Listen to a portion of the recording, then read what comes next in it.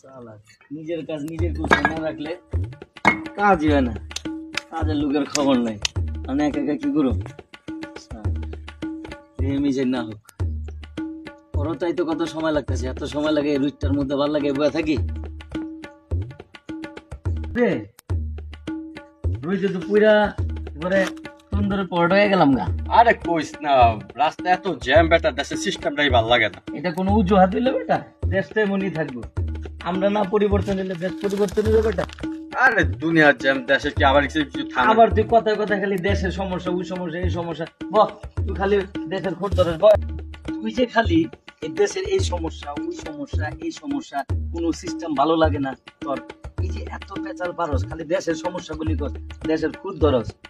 তোরে যদি আমি আইনমন্ত্রী বানাইতাম এই দেশের লেগা, কোন আইনটার উপরে তুই মনে কর প্রজ্ঞাপন জারি কইরা মানে এই আইনটারে বাস্তবায়ন করছি, কদি কোন আইনটা?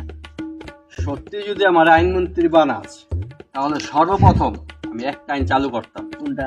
পুরুষ নির্যাতন। বাংলাদেশের ঘরে ঘরে প্রত্যেকটা পুরুষ নির্যাতিত।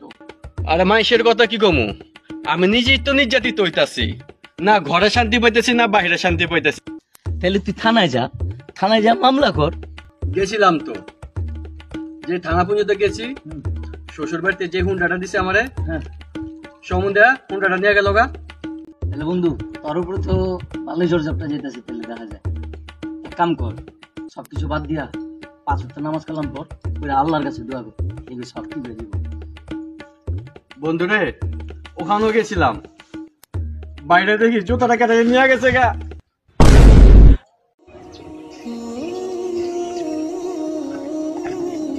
আসসালামু আলাইকুম। ওয়ালাইকুম আসসালাম। আমি তোমাদের সঙ্গে চলে গেছিস, কিরে দোস্ত মন খারাপ করে বসে আছিস কেন? এক তো দেশের পরিস্থিতি ভালো নাই, দুই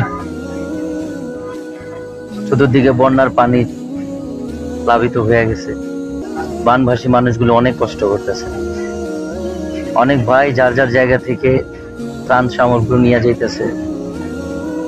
দুঃখের বিষয় হইল সব জায়গায় ত্রাণ নিয়ে পৌঁছাইতে পারতেছে না। যাদের ত্রাণ প্রয়োজন বেশি, তারা ওই ত্রাণের জায়গা অব্দি যেতে পারতেছে না। আশ্রয় কেন্দ্রগুলোতে ভিড় জমছে, অনেকে থাকার জায়গা পাইতেছে না। আর এদিক দিয়ে আমার খুব কষ্ট লাগতেছে, এই কারণে আর্থিক অবস্থা খুবই খারাপ, আমার নিজেরও পরিস্থিতি ভালো না, তাদের জন্য কিছুই করতে পারতেছি না। নামাজ পড়, তাদের জন্য আল্লাহর কাছে দোয়া কর, ইনশাআল্লাহ আল্লাহ তাআলা তাদেরকে সহি সালামত ভাবে খুব সুন্দরভাবে হেফাজত করবো, আর আল্লাহ তাআলা তার রিজিকের ব্যবস্থা ঠিক করে দেব। তাই যেন মানুষগুলো অনেক কষ্টে আছে।